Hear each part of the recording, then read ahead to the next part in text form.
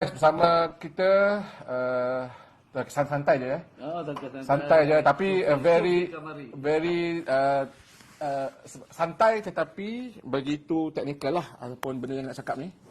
Alright. Untuk pengetahuan kawan-kawan semua, sebelah saya ni bukan kaleng-kaleng guys. Saya pun sebenarnya berdebur kat ni.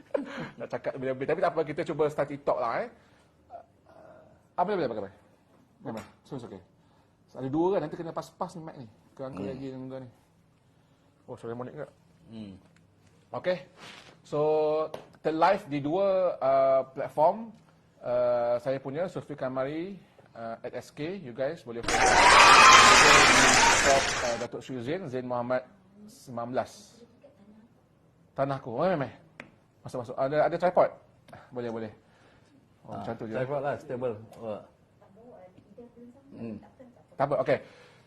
So, Datuk Sri IR Zain Muhammad ni adalah merupakan pengerusi Proklamasi Melayu bagi negeri Selangor dan juga merupakan mantan minister guys, Kerja Raya di zaman Datuk Sri Abdullah Ahmad Haji Badawi, Tuan Abdullah Badawi.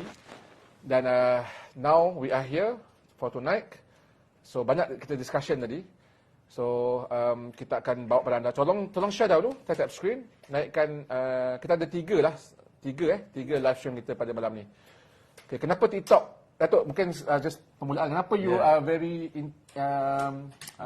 suka kot, tertarik kot dengan platform live TikTok ni tu?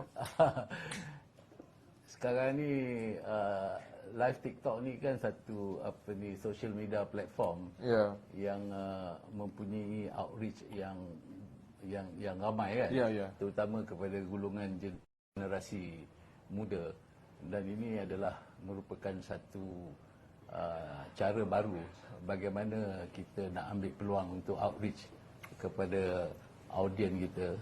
Dan sekarang ni teknologi ni dia mudah. Ya, betul. Dia sebagai satu broadcasting platform. Yes, kalau agree. dulu nak kena tim besar satu nak kena sediakan studio dengan kamera yang besar-besar.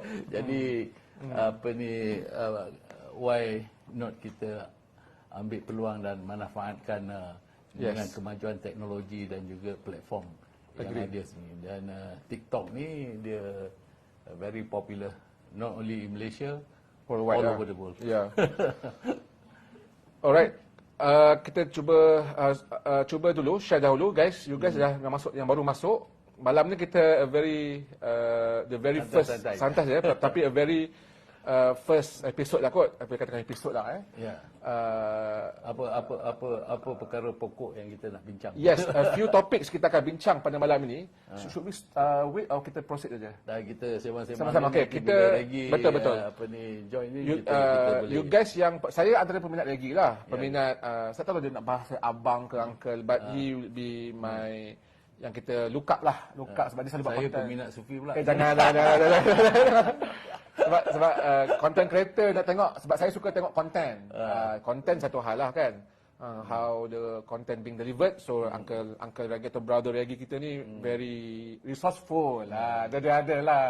Dia mewakili third force ya. Third force, jadi kita pun nak tengok apa yang nak cakap kan. Yang boleh mengubahkan the geopolitik scenario dalam negara kita ni. Okay, you guys tak tahu, sebab saya ni dia masih lagi ahli UMNO katanya. Dan beliau adalah merupakan dulu mantan backbenchers lah tu. Bekas pengurusi backbencher, so it's very good. Saya pun segan ni. Majlis tinggi. Sebab aku dah wampas ni, tapi pergi sebelah. Tapi it's good. It's good exposure. Bekas ketua UMNO bahagian Sepang is it? Sepang dan JAT. Timbalan ketua bahagian dulu Syalam. Okay. So kita akan malam ni kita akan santai-santai saja, tapi topik utama kita adalah tentang isu Palestin of course. Isu Palestin yang masih sejak 7 Oktober. Sejak bermulanya konflik serangan Hamas kepada di sana menyebabkan seluruh dunia gegak gempita lah. Kita dah ada demonstrasi di Masjid Negara. Ketika itu kita melihat kesatuan. Maksudnya saya menyaksikan sendiri time tu ada Ketua Pemuda UMNO, Dr. Akmal, ada menteri sukan, ada Madli juga ada bersama, Tuan Mahathir, of course itu big nama lah. Tapi orang muda Even ketua DAPC pun ada ketika itu.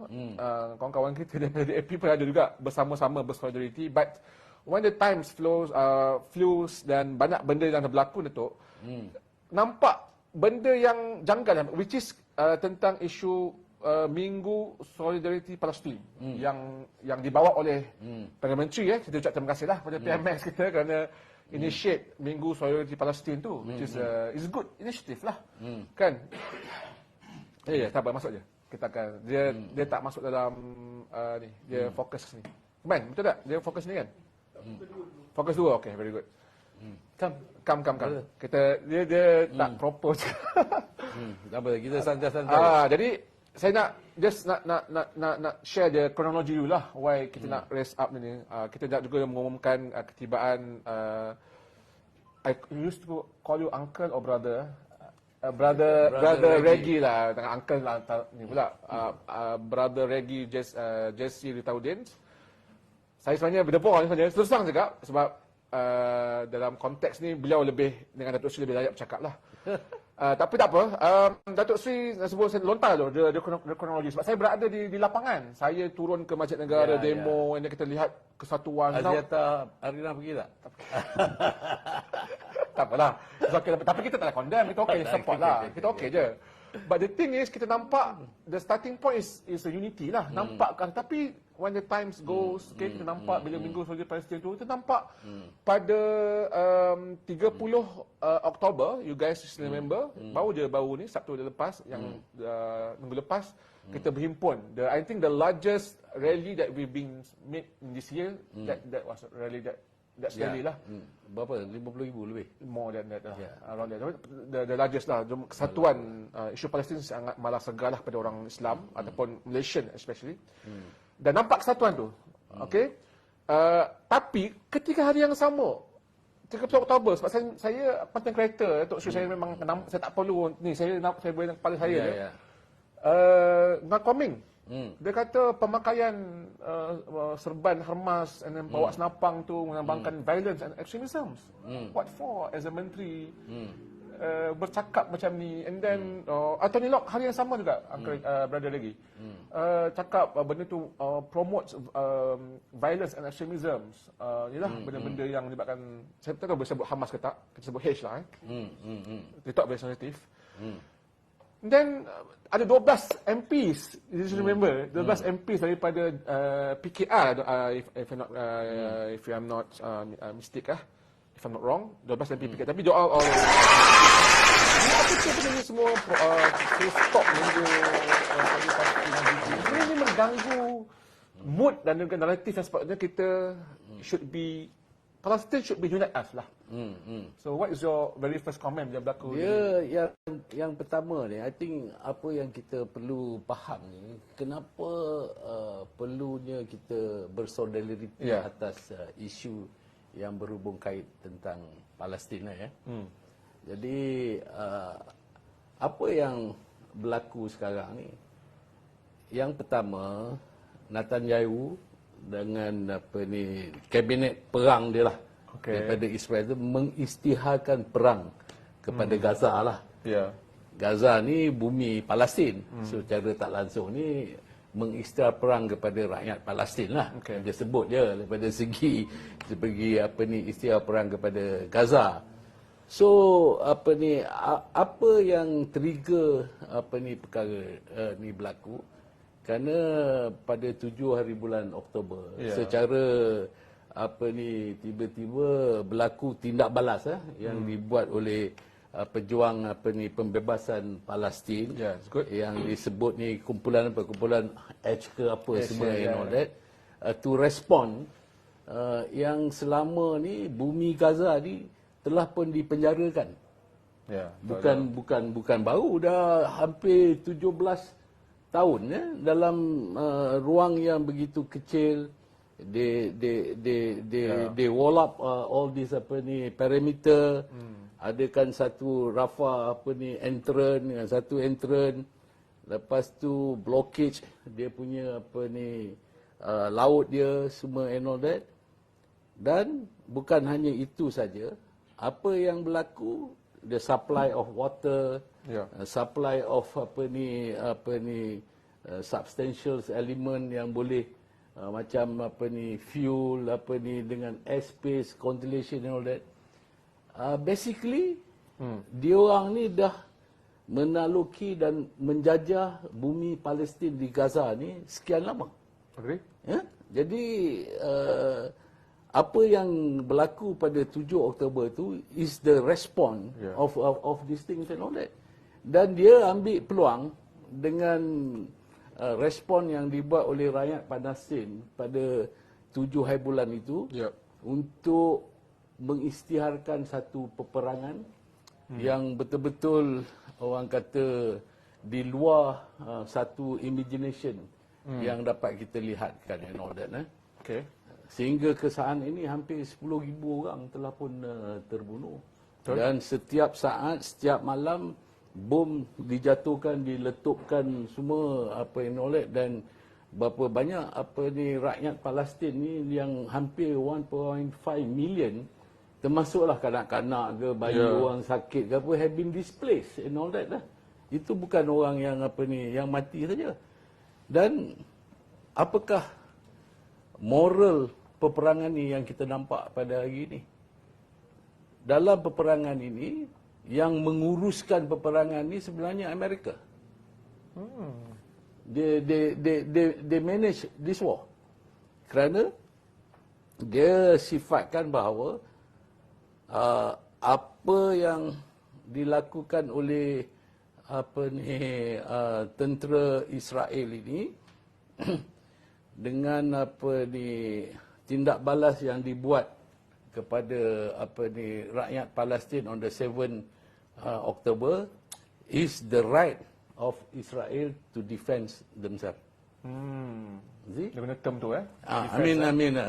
Tapi dia sebut okay, you have the right to defend yourself, you have the right to secure your position and itu. Tapi macam mana yang hampir 2 juta rakyat Palestin di Gaza ni yang selama ni doesn't have the right to have a decent living. Ya, betul. Agree. Kan? Dia gunakan that argument. Lepas tu kalau kita lihat daripada segi Amerika ni they are so proud of their First Amendment. Daripada segi dia punya the freedom of individual, UN, all that. Then are you telling me those people in Palestine doesn't have the right of their First Amendment? Ya. Kan? Kan? Jadi dia bagi jaminan, okey tak apa. You boleh ambil tindak belas tapi dia kata be human lah. Jadi macam mana nak boleh you allow this party pergi bunuh orang, dia tak kira atas apa alasan pun sekali ada, but you advise them do it humanly. Jadi how do we respond to this situation? Kan? Jadi macam mana kalau kita nak respon kepada ni? And pada saya, Reggie, I think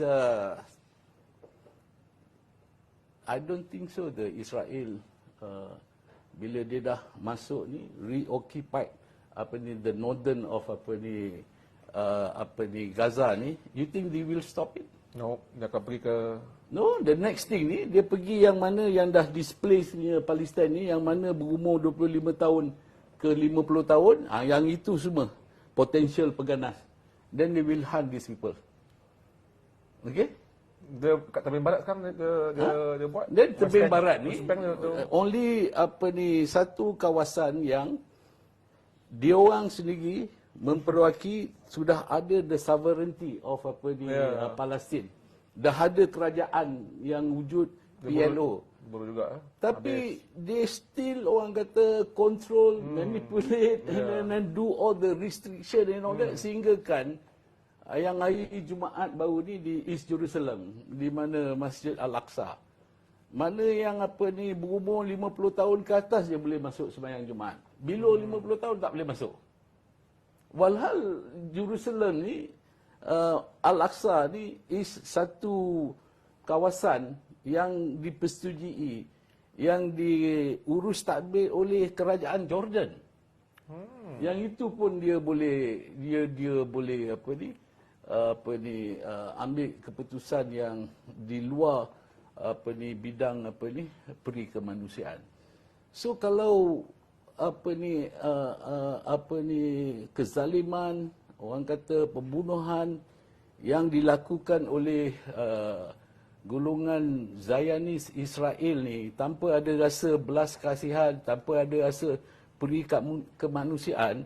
So bila kita bersolidariti untuk memperjuangkan Palestin ni, apa mesej yang kita nak bagi tahu? Kan?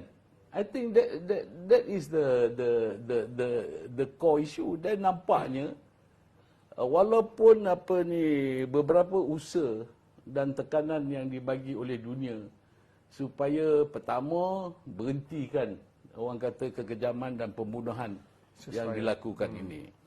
Yang kedua, untuk mengadakan temporary ceasefire supaya orang kata segala bantuan kemanusiaan ni boleh masuk tu. Yang itu pun benda yang simple pun tak ada. Dato' Sri, for your information, last Wednesday, I was forum live macam ni dengan Nadir Al-Nuri yang ada bini dekat. Dia bagi tahu kalau benda ni berterusan, restriction ni berterusan lagi 3 minggu ke bulu. Ya. So kebenaran. Dia makan rumput lah. Benda ni berlaku semua tu. Macam yang terbaru ni, there is simply no human and no mercy. Saya sebut no mercy. Sehingga kan hospital yang merawat orang yang kena bom, yang cedera yang itu pun dibomkan juga. So and then the saddest part ni, the American allowed it to happen. Yang kononnya orang kata memperjuangkan tentang soal liberty, soal sovereignty, soal demokrasi and all that semua tu. Jadi this is seriously a wrong message yang given to the world. Dan saya pun tak heran lah bahawa dalam UN punya assembly berapa 124 negara dalam dunia ni yang menyokong supaya berhentikan ni dan ditentang oleh Amerika. Ada berapa? 14 kan? 14. So macam mana kita nak tu? Dan peperangan ini berlaku bukan main-main, bukan main pistol mainan, bukan main bom main-main. Is the real, kan? Kau tengok yang diorang dekat selatan Gaza yang pergi apa? Nanti. Gambar mayat bergelimpangan. Yang kat selatan Gaza kan orang arah pergi ke sana kan untuk keluar kan. Adalah rakyat Gaza dia pergi. Yang itu pun ditarget. Dia dalam sana bila dah satu rated sana. Letak bombing kan.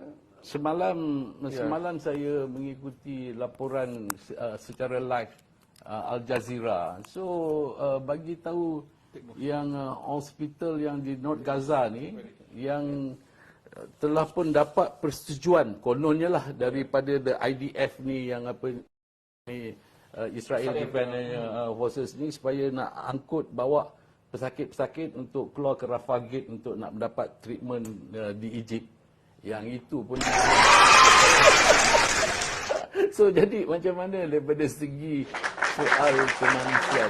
So dalam konteks kita ni untuk menyedarkan rakyat Palestin ni dia bukan satu perkara yang kita ada-adakan saja nak bakar semangat rakyat Malaysia ni, but that is a reality. The allegation on certain politician, mungkin nanti Reggie boleh respond tentang it promotes violence and extremism. You can comment on that.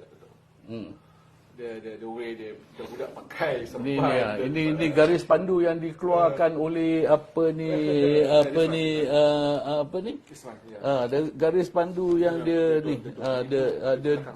the don'ts apa ni, dia apa ni, the don'ts apa ni, don'ts untuk Minggu Solidariti Palestin. Hindari politik partisan, jangan memihak atau memberikan platform kepada mana-mana pihak politik. Yang keenam, jangan hanya menonjolkan perspektif satu pihak. Walaupun itu adalah betul. Jadi saya pun tak tahu kalau kita tak boleh nak bercerita tentang apa ni, bagaimana kekejaman, pembunuhan yang dilakukan tanpa peri kemanusiaan.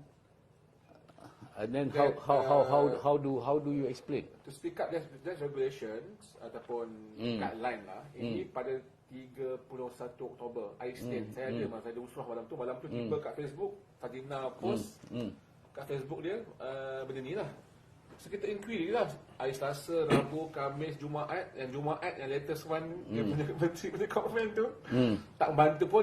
She doesn't explain on this, and until now no extra. Komen sikit lagi, kita bagi lagi sikit to respond. Very wide. Very wide tak apa. Okay. Saya start dengan this komen daripada Kementerian Pendidikan. Garis pandu. Garis pandu. So sebenarnya saya dah komen dalam live saya benda ni muncul after Minggu Solidariti Palestin kat sekolah. So di sekolah ada gambar dan video kanak-kanak yang bawa senjata mainan dan sebagainya. So in the first place saya nak berhenti kat situ sebab di media sosial pada masa yang sama juga dibanjiri dengan gambar atau video gambar kononnya daripada sebuah SJKC, Sekolah Jenis Kebangsaan Cina, di mana ada juga event lain di mana kanak-kanak ada senjata mainan. Okey.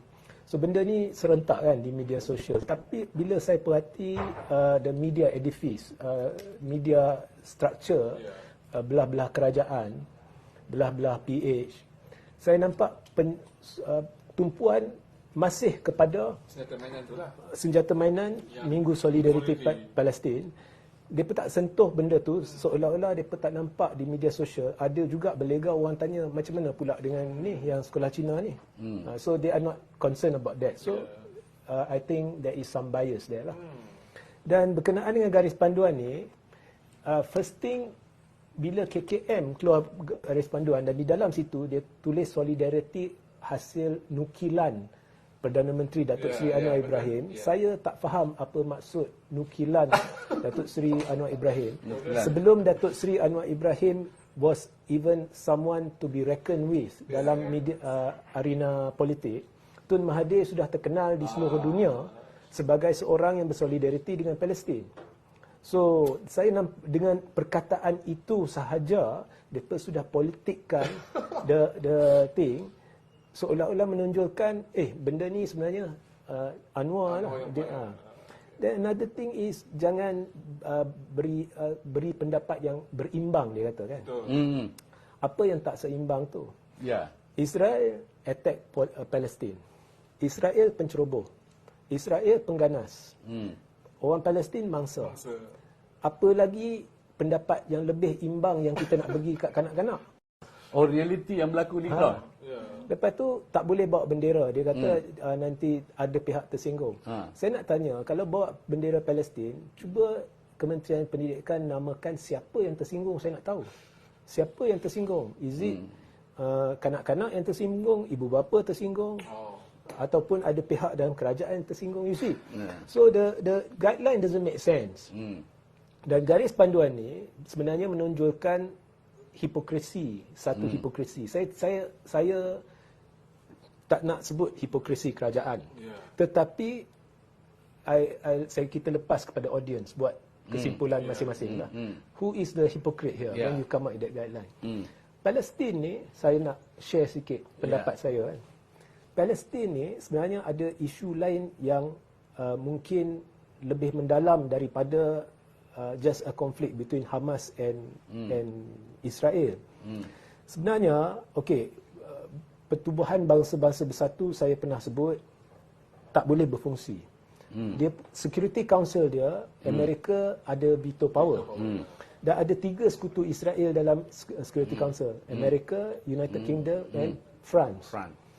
So baru-baru ni contohnya bila kita ada desakan daripada Russia untuk ceasefire. Russia dan China.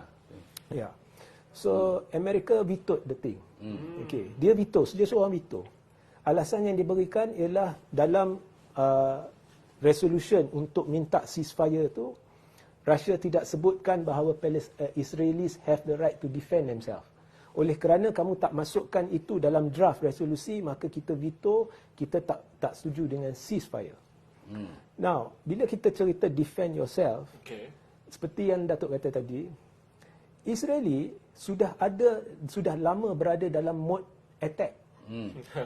Dia duduki tempat orang. United Nations dah lama iktiraf Palestin sebagai sovereign state. So they don't call it occupied anymore. They call it the nation of Palestine. So kalau United Nations and the whole world has recognized Palestine as a sovereign state, dan kemudian dia orang ni menceroboh, they are in attack mode. How can you tell that the people in attack mode have the right to defend themselves? In fact, when the Hamas attacked Israel, bagi saya Hamas was defending itself. Betul lah. So bila kita ada situasi itu, there is no solution. United Nations is hypocritical. Kita tak boleh bergantung pada hipokrisi United Nations. That's why kita perlu negara-negara Islam untuk bersatu, solidarity bersama Palestin. That's why it's important. Now, we are Islamic nation. Kalau kita tanya DAP kata kita secular nation. We cannot be a secular nation. Tun Mahathir in 2002, masa dia menghadiri satu forum, gerakan was having an event. On the stage, he said, we are a Muslim nation. Then when he came out, the reporter asked him, but Tun, something to the effect of, orang non-Muslim might not agree. He said, well, they can have their own interpretation, but we are Muslim nation. Macam mana kita bukan negara Islam? Islam agama persekutuan. Okey, itu pertama. Islam agama bagi persekutuan. Okey. Bagi persekutuan. Nombor 2, kita ada hukum syariah. Kita ada mahkamah syariah. Kita ada agensi-agensi Islam untuk menguruskan hal-hal berkaitan dengan agama dan penganut agama Islam dan bermacam-macam lagi. Itu semua melanggar konsep sekular dah. Dan tambah pula, ketua negara iaitu Yang di-Pertuan Agong adalah ketua agama Islam. Dia ada satu kuasa mutlak yang tidak ada pada eksekutif. Iaitu kuasa dalam hal-hal berkait dengan Islam.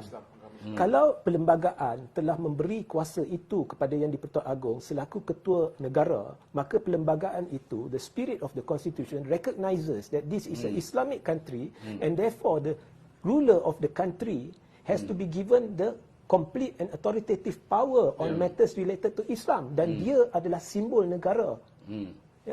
So bagi saya DAP memperbodohkan rakyat.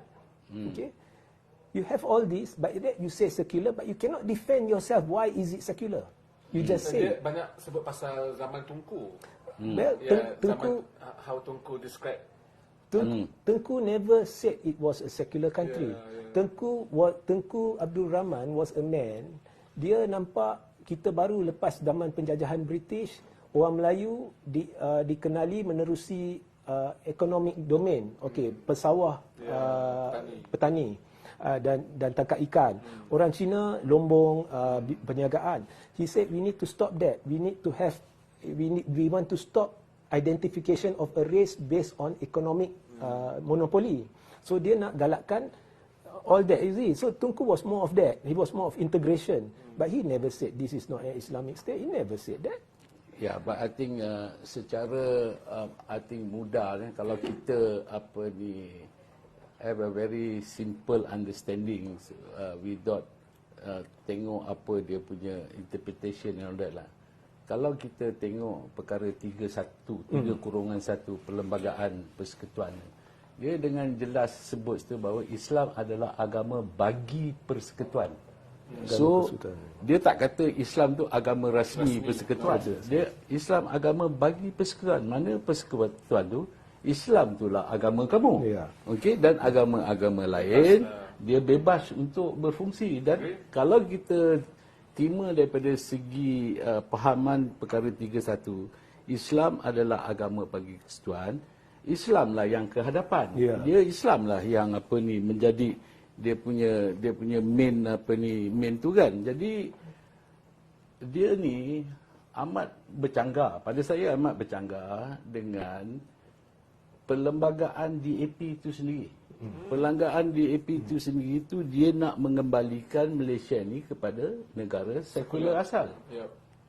Dan dia nak undang-undang yang berasaskan kepada negara sekular asal itu merupakan undang-undang yang tertinggi dalam negara ni. Jadi perlembagaan DAP itu sendiri adalah merupakan satu perlembagaan yang melanggar perlembagaan. Dia alter virus. Dan pada saya bahawa DAP ni dah boleh diharamkan. Kerana dia jadi kalau kita tengok daripada segi, that's why kita ni menghadapi orang kata macam-macam dilema, polemik semua, sebab soal basic ni dah lagi. Dan baru-baru ni pun bila ada, saya ingat sebelum masa pilihan raya di Pulai Nur Jazlan duk sebut, dia kata kalau DAP PH ni nak dapatkan sokongan orang Melayu secara jujur kena drop ni tuntutan sekular. Tapi apa saya kata? Oh, itu pandangan daripada parti. Jadi kan ini benda-benda yang basic. Macam juga kita berhadapan dengan isu Palestin ni dah wujud begitu lama. Macam rumah kita. Orang datang mula-mula kata being forced somebody super power lah datang kata okey ni rumah kau Palestin, okey orang Israel datang duduk dan kau kena jadi sebahagian daripada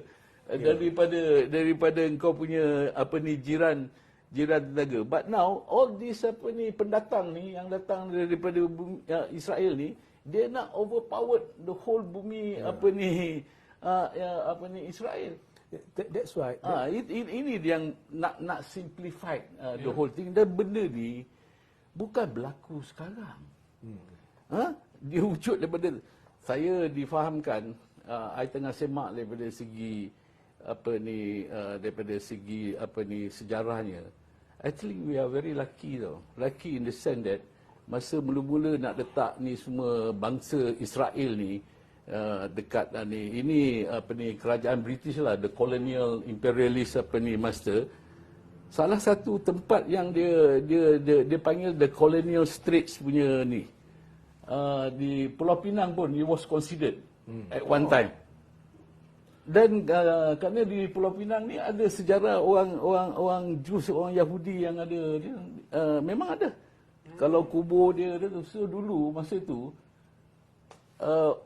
Pulau Pinang was considered. Yang saya tahu Uganda, Uganda Pulau Pinang one of the place that was considered lah. Yang ini daripada segi you bayangkan kalau Pulau Pinang tu dah dulu jadi di Israel, I think by this time mungkin dia punya encroachment ni tu Datuk Sri, agree with you. Saya nak tarik balik perbincangan kita ni tentang pelaksanaan do and don'ts ni. That's why I was saying.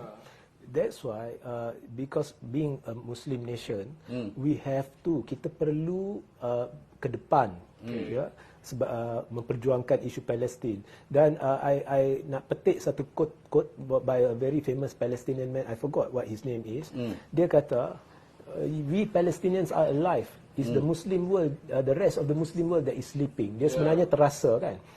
Dia terasa sebab he feels some of the countries are not aggressive enough. So bila kita ada percanggahan identity crisis dalaman whether we are secular or Muslim and all that, of course kita punya approach, tak boleh full steam. And that's why kita dapat benda macam ni. Okay. Yang berlegar ni, I'm talking about what Sebelum ni, saya nak tambah sikit lah daripada segi the Palestinian said, we are up and kicking lah. Yeah, you, the rest of the Muslim ni are still sleeping lah. He gave a gambaran, not the whole, kan. but some. So, kalau kita tengok daripada segi penyatuan negara, very jelas dalam soal ini, even that manifest dalam perkara ini dengan Amerika punya tindakan, bukan hanya dengan bantuan kewangan, bantuan dengan logistik peperangan, dengan semua kepakaran dan juga intelligence services dengan dia punya Iron Dome punya service and all that. But what is the response daripada OIC punya country ni? Kan? Itu sebab our brothers yang ni Palestinian kata, they are up and running and still kicking. We are all sleeping. Actually, he was Dan kita sekarang ni polemik nak on solidarity parlimen Palestin pun ada garis pandu do and don'ts. Yeah. No, this coming, jadi polemik Regi dan Datuk Seri ialah selepas dibantah secara keras oleh kelompok Perdana Menteri jadi polemik tu. Adakah menteri ni kena istilahnya cucuk hidung lah, cucuk hidung oleh certain menteri yang they are the largest party in current government. So benda tu yang menjadi polemik, benda jadi dipolitikkan. Sebab bila mereka bersuara, menteri ikut dan menteri tak defense pun benda ni. Sampai sekarang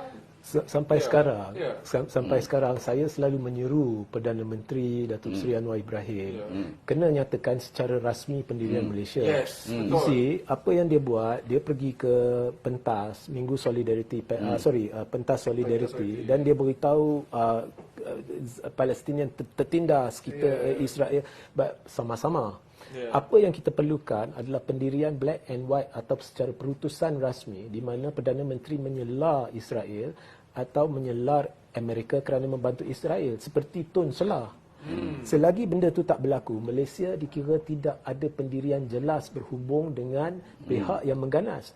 Tambah pula kita pergi roadshow, kita pergi NGO yang anjur hari itu. Tak boleh takbir, tak boleh bawa spanduk yang kutuk PM Israel. Kemudian siap dengan MC tu kutuk ni Zionis kan. Rupanya MC itu adalah pro PH. So bila Anwar buat event tu, dengar khabar ada orang masih tak boleh bawa spanduk ke dalam. It is very important for us to defend the Palestinian. I give you one perspective. Sebenarnya perang Palestin ni, Hamas serang ni Oktober. October 7. 10 of September there was a meeting in 10 of September 10 of September there was a meeting the G20 summit in New Delhi, India. The G20 summit in New Delhi, India, tahu mereka bincang apa? They want to build an economic, saya tak nak guna nama rasmi dia lah. So kita just discuss what they listing lah. Similar like China buat the Belt Road. China has a economic belt road or something like that, road and belt or whatever lah. Dia nak hubungkan zon-zon tertentu di seluruh dunia, peta dunia ni as an economic belt where ada rail line, fast communication, fast speed railway track and so on and so forth. On land and in the sea. On land dia cover banyak kawasan di Asia, goes towards the African side. On sea, the Mediterranean, it goes through India, it goes through the Middle East and it goes to Europe. So in Doha, in the G20 summit in New Delhi, saya baca, India, USA, UAE, Saudi Arabia, France, Germany, Italy and the European Union signed a memorandum of understanding to establish the India, Middle East, Europe Economic Corridor. Sebenarnya, mereka ni nak compete dengan China. Dia nak compete dengan China because the US dollar is going to collapse anytime. in the near future. The US dollar is not doing too well. Banyak sebabnya, tanpa kita masuk daripada sudut ekonomi. Satu lagi sebabnya ialah kerana negara-negara yang bersekutu dengan Russia dan China ingin lari daripada US dollar. Dia panggil BRICS. So they are moving away, and some countries have even got an informal agreement, certain trade kita buat dalam currency lain. So the US is in panic mode. So what Netanyahu, the US President Joe Biden, and kalau pemahaman saya, Joe Biden ni belakang dia sebenarnya is Hillary Clinton and Obama. Okay, how true that is up to speculation. But these are the people lah. It's basically a Democrat setup lah. Okay. So apa dia orang tengah buat ialah sebenarnya US, this was the brainchild of US, and through India they have come up with a corridor menghubungkan India menerusi satu link by sea going to the Middle East, and then by sea going to Europe. So all this European Union and all that. So for this to succeed, dia akan melalui kawasan sensitif Israel Palestin ni. So what Israel and curiously, kalau kamu lihat bila dia buat perjanjian ni, curiously Turki disisihkan. Turki disisihkan, malah Presiden Turki dia merungut, dia kata, oh, kau orang buat koridor ni, kau sengaja sisihkan Turki. Dan kebetulannya Netanyahu ada rancangan nak bawa keluar orang-orang Palestin dari Gaza, buang ke Turki. So they want to capture this whole area for this corridor, because it is a last ditch effort to save the US dollar.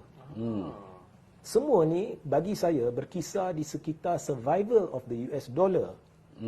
Alright. Dan summit ini berlaku pada September 2023. Kemudian Joe Biden pernah keluar statement. Mula-mula saya ingat saya seorang berfikir macam ni. Baru ni Joe Biden keluar statement, dia kata saya tak ada bukti, saya tak ada, I don't have any evidence, but my instinct,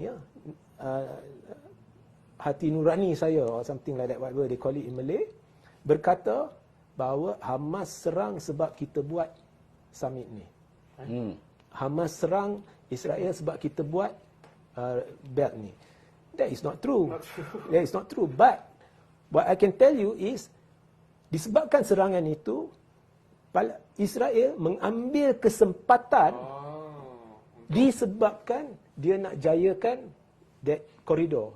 Untuk jayakan koridor ni, dia perlu pastikan, sebab banyak negara takkan sertai, takkan setuju dengan koridor ni, melainkan you can guarantee a safe zone. Selamat. So dia nak halau orang Palestin keluar daripada Gaza. Tak kira kalau orang tak nak keluar, kita bunuh. Kita bunuh. Dan ada insiden orang Palestin dia ambil tahanan Israel. Ada anak, ada ibu dan sebagainya, dia simpan. Masa tentera dia serang, bukan untuk selamatkan hostage, dia bunuh hostage, dia bunuh orang dia sekali. Kemudian dia bunuh orang dia, kanak-kanak Israel, dia bunuh. Kemudian dia kata orang Palestin bunuh, dia kejam, dia ambil hostage, kemudian dia bunuh. Itulah tahap kekejamannya, tahap terdesaknya Amerika Syarikat dan Israel ni, disebabkan US dollar. Sebab kalau tidak, US dollar ni akan hancur, dan US last resort, they will go to a world war, a global scale war.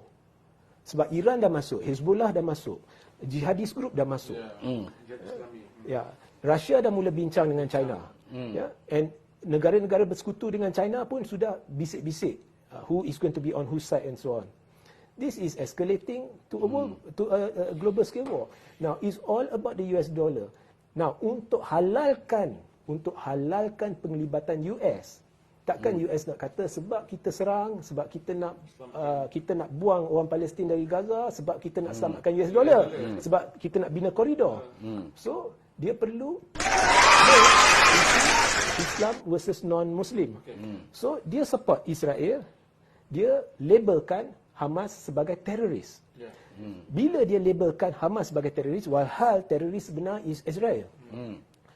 It falls back to one principle, one satu prinsip, satu dasar Amerika yang Amerika pegang, iaitu bila anda teroris, kami tak akan berbincang dengan anda. So conveniently dia sebab itu dia mati-mati dia nak label Hamas dan orang kumpulan Palestin sebagai teroris. So bila I tak payah bincang dengan teroris, what happen? I don't give a damn what you say. I only deal with Israel. But Israel, that's why dia mati-mati dia nak labelkan Israel sebagai puak yang ada hak untuk mempertahankan diri. Okay. Saya tertarik dengan nak bawa keluar. Saya tak tahu kita berapa jam lagi, tapi respon Datuk, saya mesti betul-betul respon sebab viral juga di TikTok. Sebab TikTok saya bongkarkan tentang jawapan Menteri KNN.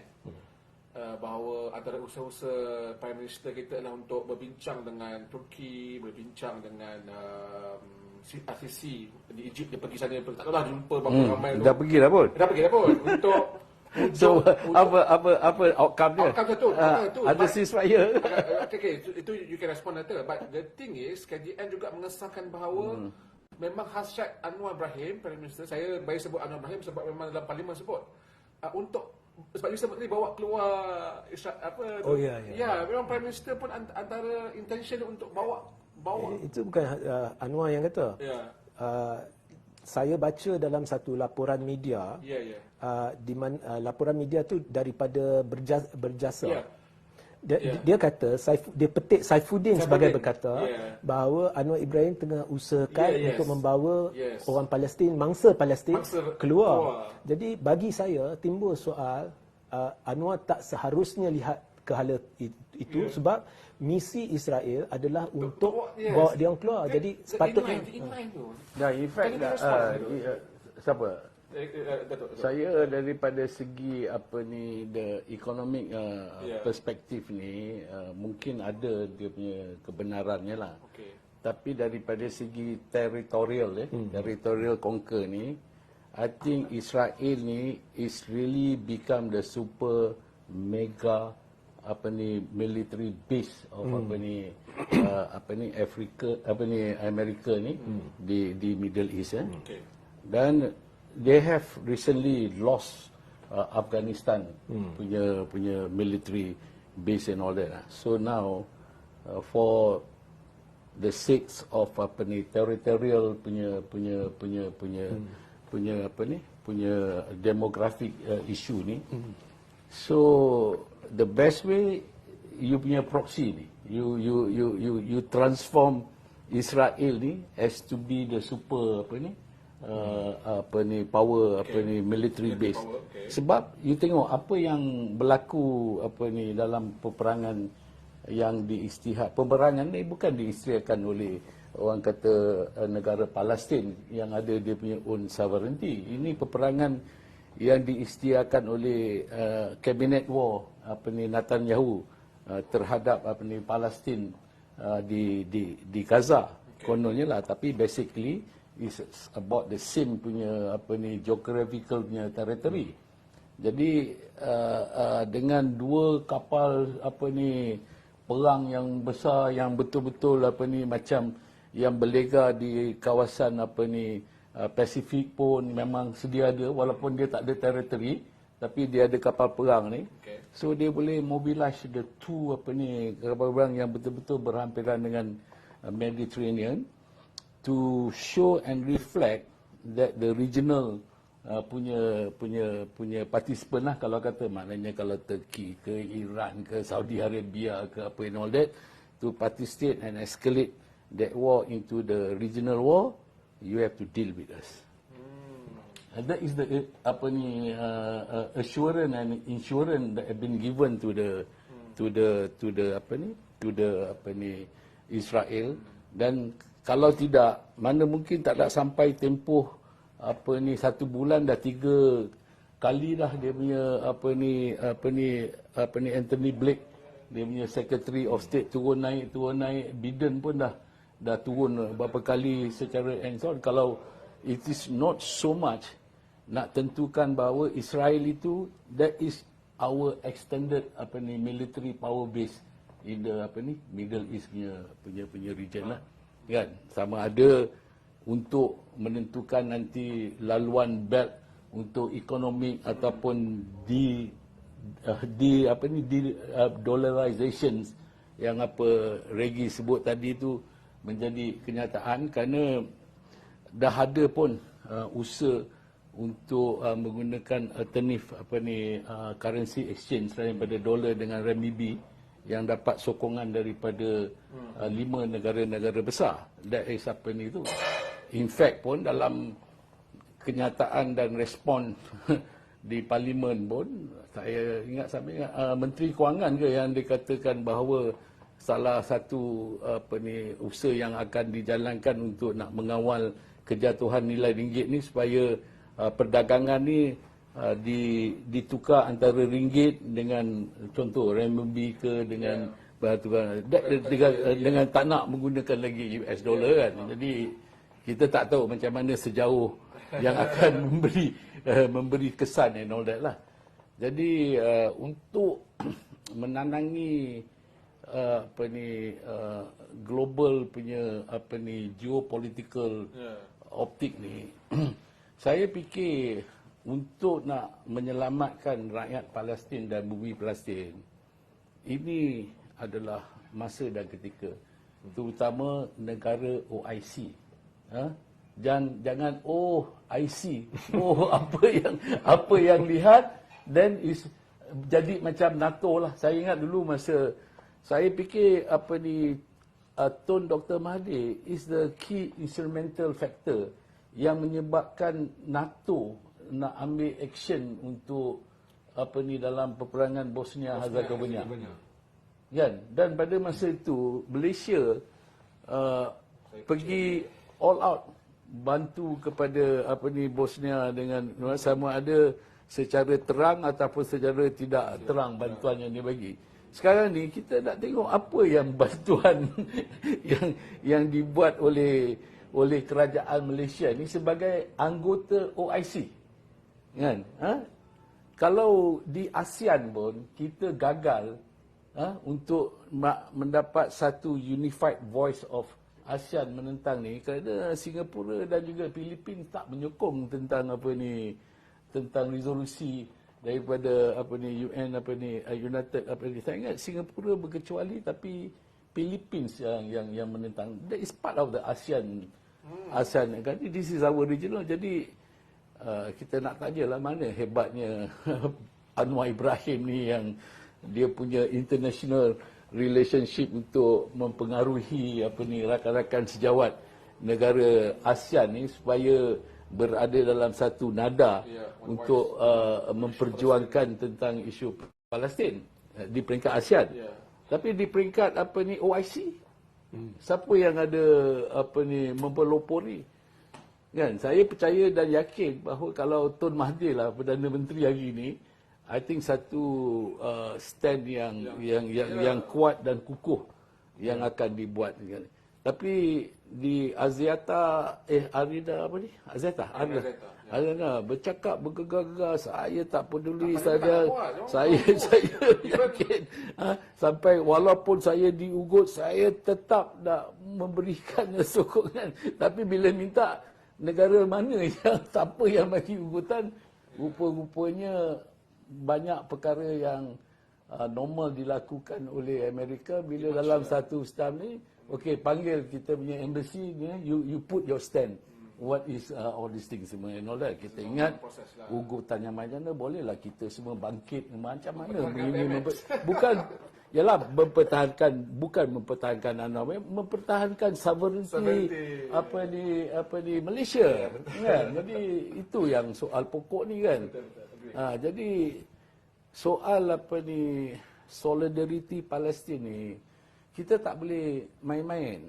Ini soal pokok kan. Kalau betul-betul ada satu kezaliman daripada segi kemanusiaan yang negara Amerika bercakap tentang soal liberty, the first right of amendment, apakah rakyat Palestin ni tak ada dia punya first right of liberty? Kan? Dia punya tu. So macam mana kita nak berbentak? Dan kita ni sebagai negara OIC yang Islam adalah agama bagi persekutuan menjadi kewajipan kepada kita untuk memberikan segala sokongan kepada saudara Islam kita yang sedang dalam proses di apa yang berlaku pada saya ni is kalau Reggie punya perspektif daripada segi ekonomi, dia nak the safe zone atas laluan the new belt ni. This is seriously the ethnic cleansing yang sedang dilakukan kepada rakyat Palestin. Ethnic cleansing is actually like this. Dia tak nak orang Palestin duduk di bumi Gaza. Okay.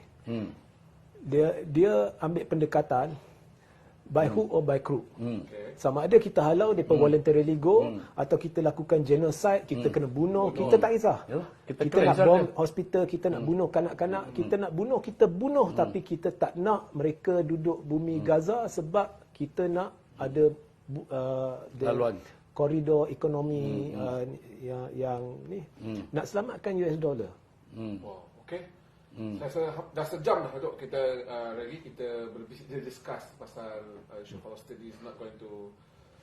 Berapa lama saya tanya Sir Nadir, berapa lama, dia kata it will be sangat panjang. Saya nak sebut sekali lagi, kalau tidak lakukan apa-apa pada hari ini, dalam 3 minggu lagi rakyat Palestin akan kebunuhan. Dia akan start makan rumput, dia akan start makan apa saja yang ada. Sebab itu tak apa. Kalau apa yang dikuatirkan oleh Reggie berlaku, they will be displaced, they will be still. And then the world will become quieter lah. OIC will remain OIC lah. Yang berlaku. Okey, kita sejam lah kita bercerita pasal mudah-mudahan ia satu perbincangan yang menarik lah dari sudut perspektif masing-masing. Saya tak tahu kita nak teruskan atau tidak. Saya mungkin setengah jam ni kita akan cuba discuss tentang next topic lah yang kita nak berbincang tentang akan boleh. Tentang saya nak mungkin kita boleh bangkitkan sikit tentang isu a few announcement lah yang made by our minister, terutamanya Kementerian Pertanian dan Industri Sastani lah, sebab dia melibatkan soal perut.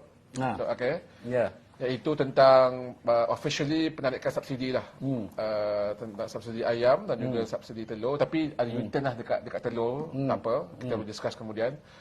But the thing is, bila berlaku begitu, kita tahu SSL untuk ayam ni 98-99%. Almost 100%. Okay lah, it's good, which is they are ready. Tetapi sekarang pun agak stable ayam, so that's why hari ni Fahmi Fadzil hari-hari ambil kat Twitter dia harga ayam berapa. Itu kerja dia, tak apalah, dia nak tunjukkan portrait the nation is good for the government. Tak apalah, kita nak tengoklah how long dia punya sustainable. ada laporan ada laporan dalam masa 2-3 minggu lagi harga ayam akan being speculate. Ini saya tak tahu lah datang daripada mana, tapi portal Berita Harian tak silap saya, spekulate lah harga ayam ni peniaga lah. Dia bab soal ayam ni. Kalau kata ayam ni dengan pengapungan ni, ayam ni jadi stable ataupun dia turun. Kalau kita kena balik daripada segi asalnya, kenapa subsidi dan kenapa nak pengapungan dilakukan? Kerana masa subsidi itu, kos nak keluarkan ayam ni tinggi. Dia tinggi sebab kos dia bukan kerana dia punya ibu ayam tu yang dia nak bagi ayam tu makan dedak. So dedak tu dia punya kos ni dia tinggi. Jadi pada masa tu banyak permintaan, sebab itu masa itu tukaran adalah $1 is 4.2 ringgit. Now is 4.79. So adakah nanti kos dedak ni dia menurun? So kalau dia menurun, barulah dia boleh ada transfer cost to the consumer. Tapi kalau cost dia menaik ataupun tak berubah, macam mana dia nak transfer the cost? So faham. Itu benda yang soal very basic. Dia punya punca dia tu you boleh make it cheaper or maintain, or it's going to be higher.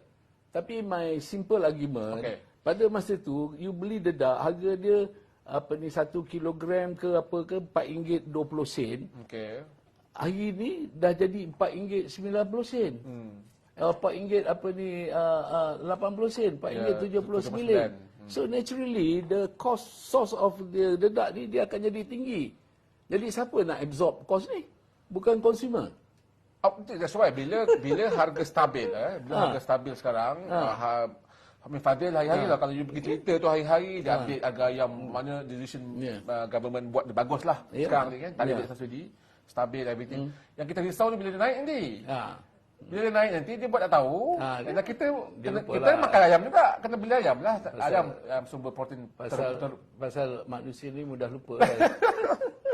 Jadi benda tu yang kita bimbang kerajaan ini nampak dia we have to be careful because harga ni ayam ni adalah makanan uji. Dia macam almost you have to be on the table lah yang boleh bagi semua and all that. Tapi kalau kita orang kata tarik jadi pengapungan, let the market punya decide what is the price and all that. Tapi kalau cost of import dedak ni jadi lebih murah, tak apa, you boleh transfer. Betul kan? Kalau kata bukan dedak lah, labor cost lain-lain, all the contingency cost, logistic cost yang sekarang ni SST dinaikkan daripada 6% kepada 8% semua and all that. Ini semua ada dia punya contingency effect dia pada the consumer. Jadi don't be proud bahawa dalam tempoh 2-3 hari ni price ni nampaknya menurun. Saya takut benda ni sementara je. Agree. Dan itu yang kita bimbang, Datuk.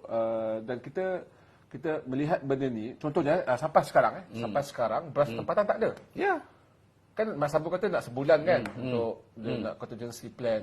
Sebulan it will be bukan kata Mas, sangat 2 minggu dijanji dalam parlimen benda ni akan selesai lah. Akan selesai. No, until now saya duduk di kampung. Kami di kampung kena beli beras harga RM38 paling murah.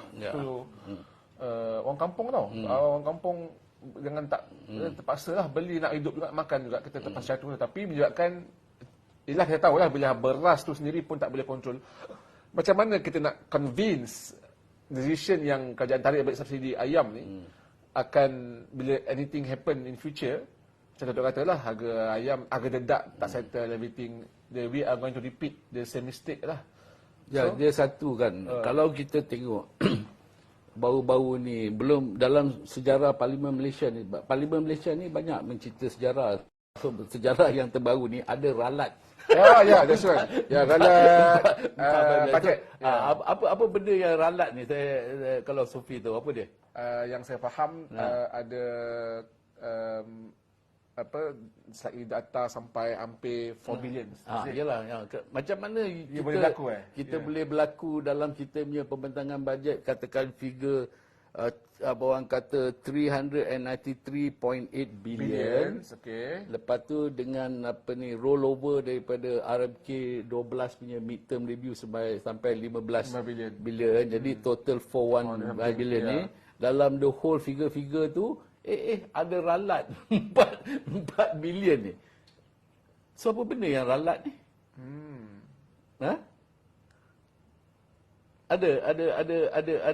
Ada maklumat? No idea. No idea. Kan? Saya difahamkan lah sama ada saya nak kena semak benda kan. So ralat ni kononnya masa pembentangan bajet ni, bila kenaikan SST tu, sales service tax punya cukai tu daripada 6% ke 8%. So dia sebut revenue yang dijangkakan daripada itu adalah 650 juta. Tapi sebenarnya bukan. Dia kata 4.65 bilion lah. Kan? Dia kata ada revenue lah. Baguslah you boleh pungut revenue kata yang lebih, walaupun tak macam mana figure you kata daripada 650 juta tiba-tiba dia kata ada on top and above 4 bilion. Tapi bila 4 bilion ni datangnya daripada mana? Pada pembayar cukai yang daripada SST 6% kepada 8%. Tapi you kata you punya inflasi dah terkawal 2%. So kalau revenue ni datang daripada tu, pembayar cukai, what will be the cost of doing business and handling semua benda ni. So you nak transfer cost ni dekat mana? Mesti kepada consumer. So price hike will be Jadi yang kita pening ni bila figure you bagi lepas tu ada ralat. Yang ralat ni yang saya difahamkan kerana saya bukan lagi ahli parlimen kan, jadi saya tak dapat tengok dia punya statute paper tu apa dia punya tu, tapi if I can understand, I might be wrong, correct me if I'm wrong, bahawa itulah dia. Tapi bottom line, somebody have to absorb the cost. Kan, pasal you ambil revenue ni daripada pembayar cukai. okay.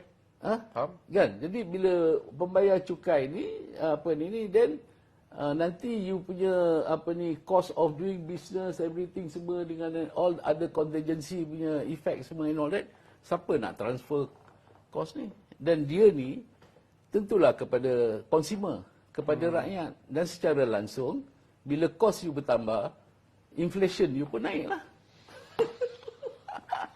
Oh, itu antara jawapan klasik Rafizi lah yang mempertahankan bahawa we are not facing economic merudum. Kan okay. Because of inflasi kita rendah, bla bla bla, which is macam kita dengar which power Rafizi. Komen sikit lagi tentang this. Benda ni sebab dia ekonomik sikit tadi. Sebab dia Rafizi tak nak, saya sebenarnya saya ada pendekatan baru bila talk about government.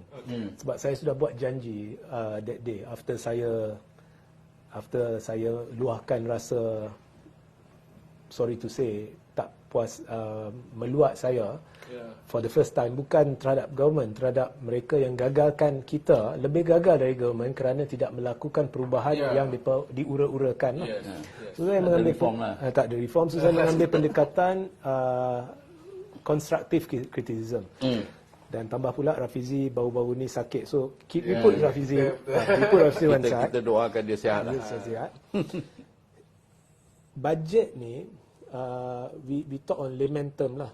Okay, tanpa masuk teknikal. Budget ni sepatutnya it's very simple.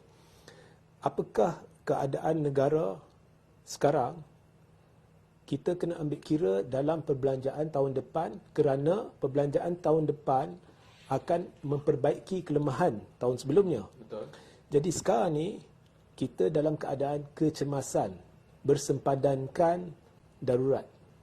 Walaupun darurat tidak diisytiharkan secara rasmi, tapi bayangkan, Perdana Menteri kita adalah Anwar Ibrahim.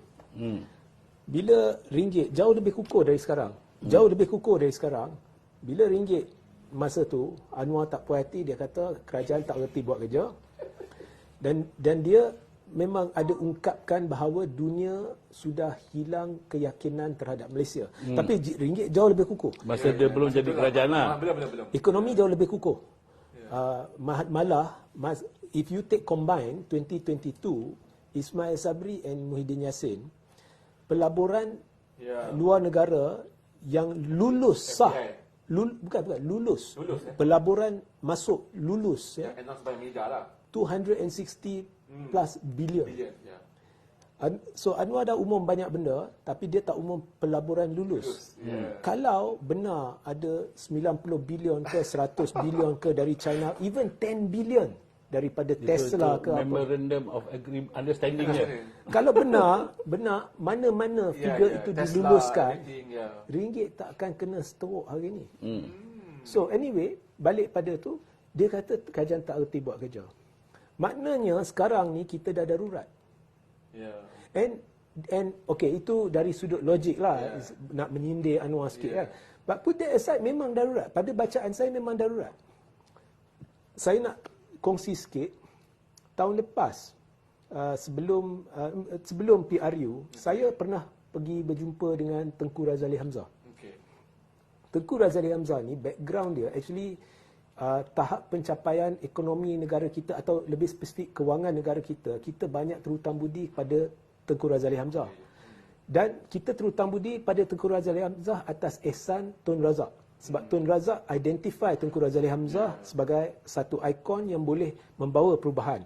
Masa itu Bank Negara, ketua dia adalah Tun Ismail Ali. Tun Ismail Ali. Adik atau abang kepada Siti Hasmah. Masa itu dialah Governor Bank Negara. Dia punya connection in the financial world was amazing. Okay. Dan nak terima tak terima, sebenarnya Rothschild, which is the global, they are the big heavyweight in, you nak kata dia orang ni bangsa apa ke apa, tetapi dari sudut kepakaran, you can learn a lot of them from them. And Tengku Razali sebenarnya ada berkawan dengan seorang tu nak belajar how to improve the economy. Tun Ismail introduce him, and this was told to me by Tengku Razali. So after that is how he taught them how your country must build the wealth and so on and so forth lah. So bila saya jumpa Tengku Razali ni pembacaan ekonomi dia, kewangan dia ni, he knows what's happening. And he told me what happened today, bahasa krisis makanan, he told me this a year ago. 1 year from now, we are going to have a food crisis, we are going to have a currency crisis, we are going to have an economic crisis. And gambaran yang diberi, kalau ikut cakap dia, memang tepat setakat ni lah. That means next year is mayhem. Teruk. So bagi saya, kita dah bersempadankan darurat. Dan sekarang ni kita ada dalam situasi kecemasan. Tetapi belanjawan tidak kena pada tempat. Bila kita ada situasi ini, kita perlu fall back on our, correct me if I'm wrong, but we have to fall back on our middle class. Because the middle class generates the economy. Kita kena encourage the middle class to spend. Untuk encourage middle class to spend, we must take away the fear. Kita kena alihkan ketakutan middle class ni untuk spend. Sekarang ni middle class ni, dia takut dia tak pernah jadi dalam sejarah, first time. Dia takut sebab aku nak makan beras, nasi pun mahal. Jadi kalau benda tu, bayangkan beras tempatan 66 or 67%. Beras import 33%. Okay. Kita ambil figure lah, I don't know the exact figure, 33, 66%. 66% tak jumpa, betul. 33% berlambak. Aduh, pelik. Lepas tu baru ada pihak nak mengaku sebenarnya dia pencampur beras, dia penjual mahal and all that. Okay. So bila orang lihat benda ni berlaku, kalau harga beras I kena bayar RM15 more, RM20 more, better I keep my money. Because maybe who knows next year saya kena bayar RM50 lebih. I keep my money. Semua simpan duit. Kalau pergi kat restoran luar, customer drop 30 to 40%. So bila middle class keep the money, how are you going to regenerate the economy? Jadi budget itu perlu santuni rakyat dengan berkata, jangan takut, kita ada penyelesaian. Tapi macam mana nak ada penyelesaian, sedangkan dalam 11 bulan ni, Perdana Menteri dilihat lebih berkempen daripada bekerja. 9 bulan sebelum PRN. So, the problem is, kita tak diberitahu, okay, inilah dasar negara untuk pemulihan.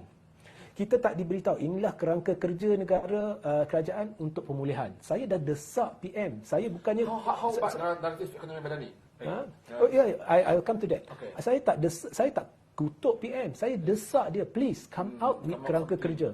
Okey, sekurang-kurangnya kalau kau dah gagal keluarkan kerangka kerja ataupun dasar, sekurang-kurangnya biarlah belanjawan itu menggambarkan dasar.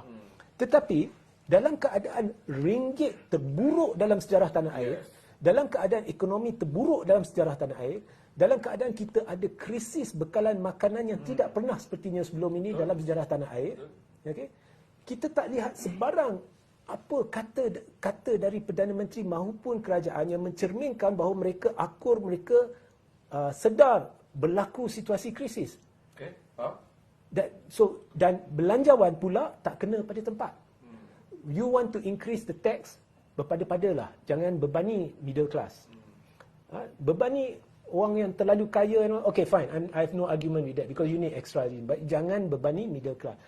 You kata, saya tak naikkan teks untuk makanan dan sebagainya. Tapi transportation dan sebagainya itu kan balik pada rakyat. So, bila belanjawan kamu tak dilihat akur, faham, sedar berlaku krisis, Maknanya perancangan perbelanjaan untuk tahun depan tidak mengambil kira krisis.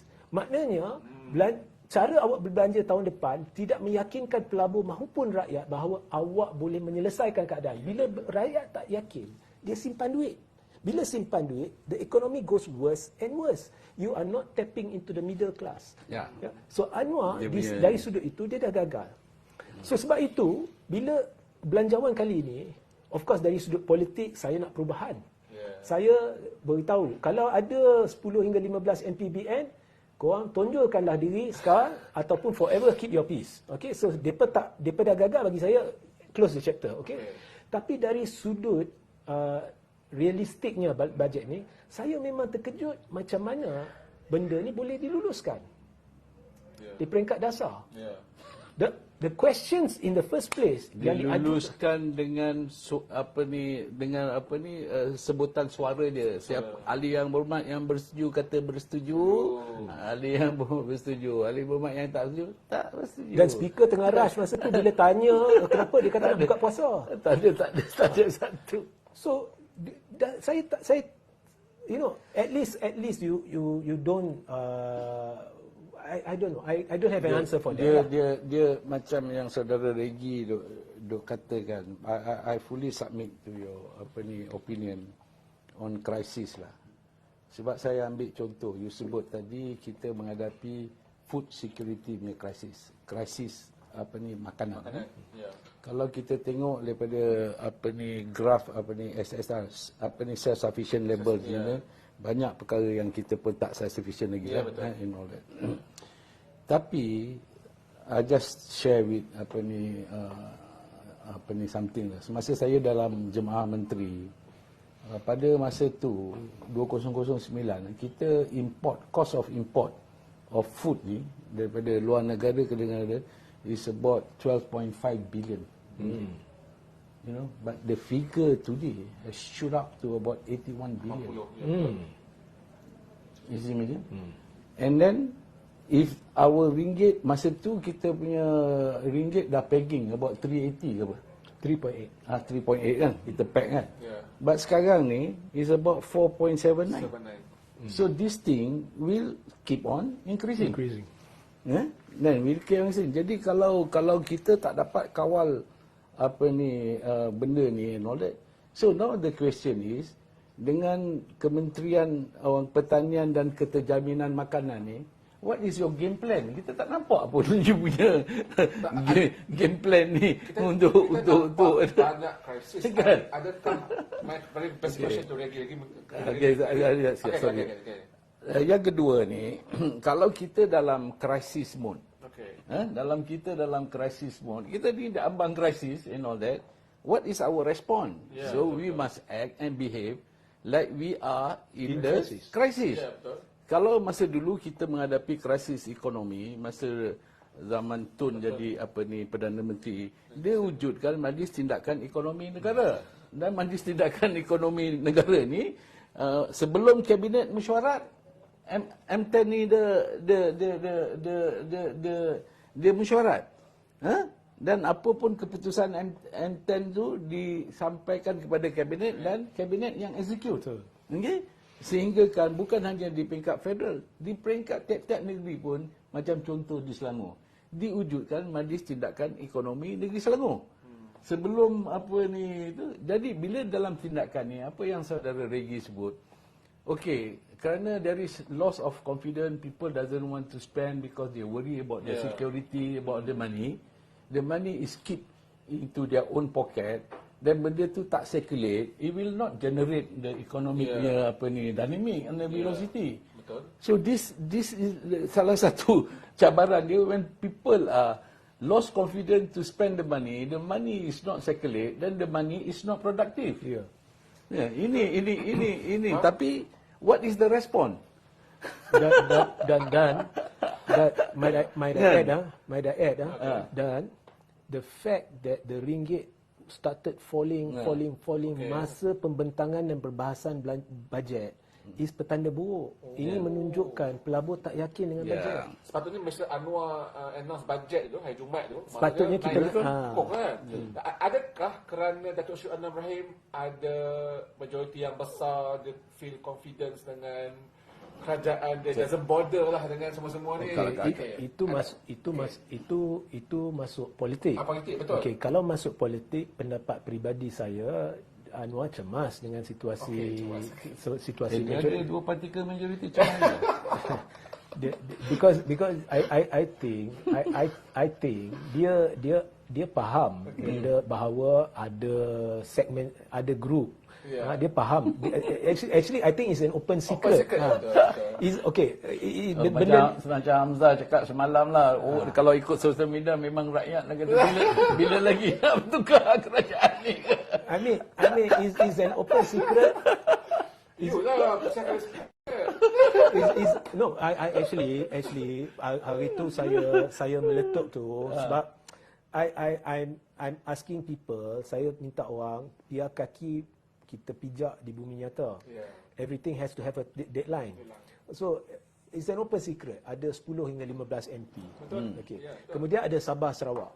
Okay. So Sabah Sarawak hanya akan agree jika dia tahu 15 MP ni commit.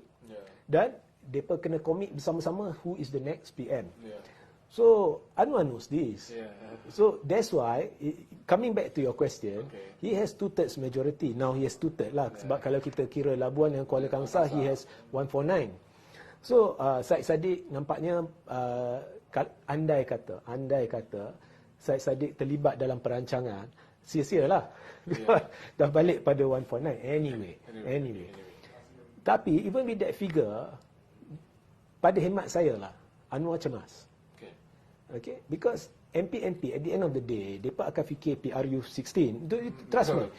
Now, the way the country is being driven, economically and all that, now, bila contohnya Anwar dicemoh ke, Rafizi dicemoh ke, siapa dicemoh ke, mereka dicemoh sekali, mereka longgok sekali. Mereka dilonggokkan sekali. Dan bila anda sokong bajet tu, anda terlonggoklah sekali. Macam TMJ punya respon dalam clause sekejap tu, dia kata Anwar maybe have a good intention to run the country but he have a very poor team. Macam mana? Okay, this one I agree. I agree. Partially. No, TMJ atau KJ? TMJ is it? Because the way I understood it was TMJ asked Khairi, and Khairi said at the beginning it was good, but okay lah. But TMJ punya respon like that. TMJ's response was on the dollar. Yang tepat. Because sekarang seperti janji saya kepada audience ni, saya nak bersikap matang lah. Saya tak nak mengutuk Anwar and all that. So I look on surface lah. On surface Anwar entered. Kita tak mau ambil tahulah dia tipu pengundi dia semua, kita buang lah. He entered, tetapi apa yang saya lihat daripada Anwar ialah Perdana Menteri yang cuba puaskan hati semua pihak. Dan oleh kerana dia nak puaskan hati semua pihak, dia terikat. Now, saya rasa Muhyiddin dalam keadaan majoriti tipis. In fact, Perdana Menteri yang saya baru describe lebih sesuai kepada orang yang majoriti tipis. Bila majoriti tipis, dia memang terikat, dia kena puaskan hati semua orang. Tapi kalau ada Perdana Menteri yang ada 2/3, dia patut berkuasa bebas sebab dia ada sokongan kan. Tapi saya lihat Anwar nampak lebih terikat daripada Muhyiddin atau Ismail Sabri dulu. Dia lebih lembik ke apa? Saya rasa sebab Anwar ni boleh ke karakter dia lembik? Dia bukan orang keras, very firm. Saya rasa ada dari sudut administrative authority dia lembik, because lembik. Dia terpaksa, pengurusan dia lembik lah. Yes, dia terpaksa. Tapi karakter tak lembik. So, dia terpaksa orang kata puaskan hati Sabah, Sarawak, UMNO, Zahid, all this. Okay. Alright, saya dah sejam setengah, kita kena end. Kita ucap terima kasih kawan-kawan semua. It's a very good discussion. Ada a few topik tak masuk. Tak apa. Dah balik lain kali. It shows how Spinta selalu boleh lah yang the key one lah. pemimpin mabuk. Sepintas lalu. Okay, sepintas lalu pemimpin mabuk, saya cuma nak komen begini. Fokus Siapa yang mabuk tu? yang Tiong lah. Tiong King Seng. Menteri Pelancongan. Okey, ada dakwaan dan ada video. Ya, betul. Tiong King Seng tengah dalam keadaan mabuk. Mabuk. So dia tak deny. Ini jawapan dia dalam parlimen. Dia respon dia kepada Mas Rimawati Masjid Tanah. Ini saya nak komen lah sebelum kita bersurai. Firstly, saya lebih suka fokus pemimpin mabuk, bukan menteri mabuk. Ya. So, sama ada anda menteri atau anda MP maupun ketua parti maupun naik presiden parti, pemimpin mabuk. Kalau kita lihat dunia luar, bukan kita nak ikut UK, bukan kita nak ikut mat saya. Boris Johnson have to go because dia punya team. Ada ramai pemimpin. Parti dah mabuk di Malah bukan Perdana Menteri, bukan menteri, malah ketua pembangkang ataupun orang biasa dalam pembangkang, dia terpaksa berundur because as a leader you cannot do that. Okey, bila benda ni ditanya kepada Tiong kata apa? Tiong kata, saya bukan Muslim. Saya bukan Muslim, saya boleh minum. Minum dah mabuk sikit-sikit tak apa. Mesej saya kepada Tiong yang sudah pun saya sebut dalam live saya di Facebook, boleh sebut Facebook? Boleh. Facebook Regi JC Ritaudin, saya dah sebut, ialah in the first place, mengapa libatkan agama? Orang bercerita bukan berkenaan dengan agama. Secondly, dalam video itu, di belakang ada kain rentang, majlis bersama rakyat. Persoalannya, saya nak tanya Tiong, saya nak tahu, bukan saya nak tuduh, saya nak tahu, adakah event majlis bersama rakyat itu dibuat menggunakan duit peribadi Tiong ataupun allocation Tiong sebagai ahli parlimen atau menteri? Sebab kalau ianya menggunakan allocation, maknanya anda mabuk dalam event menggunakan duit rakyat. Ini semasa di Pelangai kan, di by election. Yes. Di PDM Temenggung lah. Telemong. Dan kalau event bersama rakyat, mungkin ada di kalangan orang Islam sebagai tetamu. So even dari sudut itu, argument Tiong dah collapse. Lepas itu dia sindir, dia kata sama juga macam orang Muslim dia boleh kahwin 4, saya tak boleh kahwin 4. Itu dah kira menyindir. Itu bukan nyindir, itu dah menghina apa ni. So Tiong, saya rasa kurang sopan, kurang ajak lah. Itu pendapat saya. Pada saya very simple. Apa pun alasan dan perbuatannya, nombor satu, dia secara tubuh badan dia adalah Menteri Pelancongan Malaysia. He is the ambassador of our ambassador. Jadi tugas dia ni nak bawa pelancong masuk dalam Malaysia. So apa optik yang dia nak bagi? You come and melancong so we can party and we can get drunk. Is that the message dia nak bagi? He cannot. You're right. He cannot run away. He will argue with you. He will say no. Whatever his argument, he will say that is the optic that he have to. You the ambassador of this country. He will say, Datuk, you're wrong because why? Itu event bukan berkaitan dengan pelancongan. But you punya Menteri Pelancongan. Betul. You punya jawatan hakiki Menteri Pelancongan tu. Betul. Is not 24 hours. Yes. Betul. Betul. That's the answer. So apa ni? Apa yang mabuk? It comes with the territory. Even a high court judge, a judge cannot mix with anybody. Because you have your responsibility. That is your responsibility. Ini yang kita persoalkan. Kan kalau kau nak mabuk ke dalam kau punya private kau kat rumah kau lantaklah kau kalau apa ni, but you do it in the public and then it reflect that's the situation. Itulah the persepsi orang. Kan? So you cannot run away. It shows also lemah Anwar. Anwar punya salah juga. Yalah, dia bertanggungjawab lah, accountability. Yes. Perdana Menteri yang melantik dia. Kan? Kalau you jadi Perdana Menteri, you pecat ke tak tekan ni? Kalau saya, kalau you lah. kalau saya Naya. Jadi ada kecaman yang keras. You see a strong prime minister is a prime minister who puts away the fear, ketakutan, adakah saya akan kekal esok ke jatuh esok, baru dia kuat. Dia akan buat decisive statement. Yeah, because this is not the first time that apa ni Tiong ni create havoc in the country. Masa yang kes immigration airport semua tu pergi sana terjegit-jegit, that is already reflect and he's confident. Saya lihat kalau inilah jawapan yang dibagi dalam parlimen, pertama dia tidak ada rasa perasaan remorse langsung. Yang kedua, I don't think he want to correct himself lah. Ini kerajaan saya punya sukalah.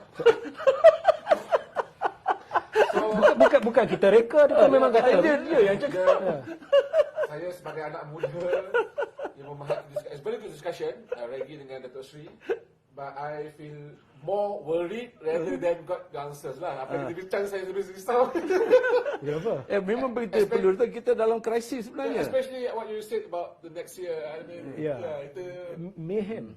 That's why saya rayu kepada ke bawah duli Yang Maha Mulia Seri Paduka Baginda Yang di-Pertuan Agong, saya ketepikan politik dan isytiharkanlah darurat sebab tuanku ada kuasa budi bicara mutlak dan benda ni telah saya jelaskan bersama dengan Tuan Muhammad Hanif Katri Abdullah dulu dalam satu sesi. Memang tuanku ada kuasa budi bicara mutlak untuk isytihar darurat.